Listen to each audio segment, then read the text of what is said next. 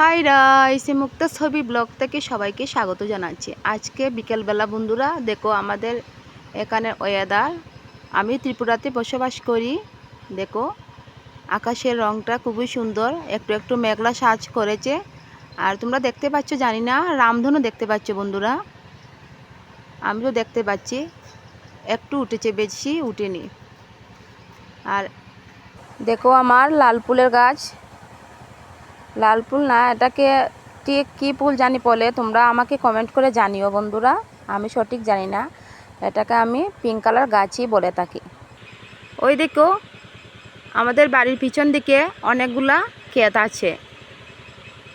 ক্ষেতগুলোতে এখন ধান চাষ হবে। এই গাড়ি এসে এখানে ক্ষেতটাকে একটু ময়াম দিয়ে যাচ্ছে।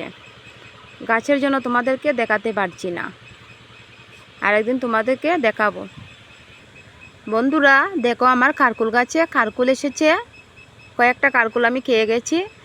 আর আমার কুকিং মুক্তা ছবি চ্যানেলে তোমরা দেখতে পারবে আমার বিভিন্ন ধরনের রেসিপি, কারকুলের রেসিপি অলরেডি আমি দিয়েছি, তোমরা চাইলে দেখতে পারো। কত সুন্দর হয়েছে। যতই আমরা বাজার থেকে কিনে খাই না কেন, নিজের বাড়ির গাছের সবজিটা খেতে অন্যরকম একটা টেস্ট আর আনন্দ। এই দেখো কালো লঙ্কা গাছে দুটো কালো লঙ্কা এসেছে, সাংঘাতিক জার। না আরও একটা এসেছে। দেখো বন্ধুরা কি সুন্দর আমার বেগুন।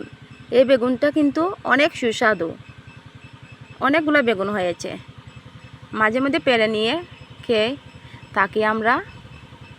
দেখো এখানে গাঁদা ফুলও চারা বানিয়ে নিয়েছি। দেখো লঙ্কা গাছে অনেকগুলো ফুল এসেছে বন্ধুরা। দেখো একটা হচ্ছে হাইব্রিড ভেন্ডি, এটা শীতকালেই ধরে, বর্ষাকালে হয় না বা গ্রীষ্মকালে এই ভেন্ডিটা হয় না, এটা শীতকালেই হয়। অনেক বড় ভেন্ডি গাছ হয় আর ভেন্ডিও হয়, খেতে খুবই সুস্বাদু। এটা হচ্ছে আমার লেবু গাছ।